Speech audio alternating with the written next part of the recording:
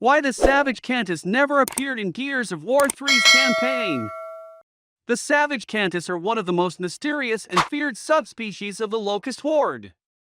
Their chilling chants and terrifying ability to resurrect fallen drones made them icons of spiritual power among the Locust.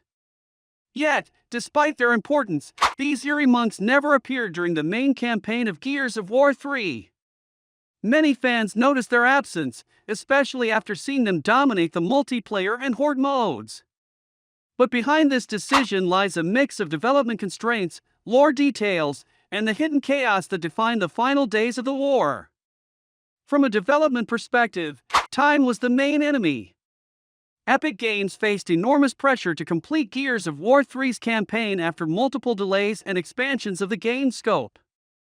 Savage Kantus were fully modeled, animated, and even given voice lines for multiplayer, but the team simply ran out of time to integrate them naturally into the story missions.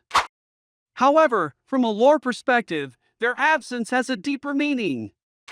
The Savage Kantus were not frontline warriors like the drones or boomers. They were spiritual leaders and battle chanters who guided the Locust from within their camps. Their role was to keep the balance between the physical and the spiritual, between the Locust's flesh and the darkness of the Hollow. According to reports and testimonies from surviving Gears, strange chants could often be heard echoing across the ruins near Savage camps. These deep, rhythmic tones were believed to be the voices of the Savage Kantus, conducting rituals of resurrection or mourning their fallen kin. Soldiers described hearing these eerie melodies before being ambushed by feral Locust, almost as if the sound itself summoned the Horde. Some gear units operating in the wilderness between Jacinto's Fall and the Siege of Azura claimed that the Savage Kantus were still active. They were said to move silently between tribes, uniting Savage Locust under a single cause during the final stage of the war. It is believed that a group of these monks participated indirectly in the Battle of Azura.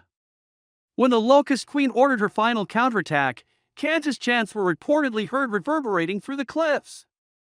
These sounds were never confirmed, but survivors swear that the echoes carried the same ancient resonance that once filled the Hollow before E-Day.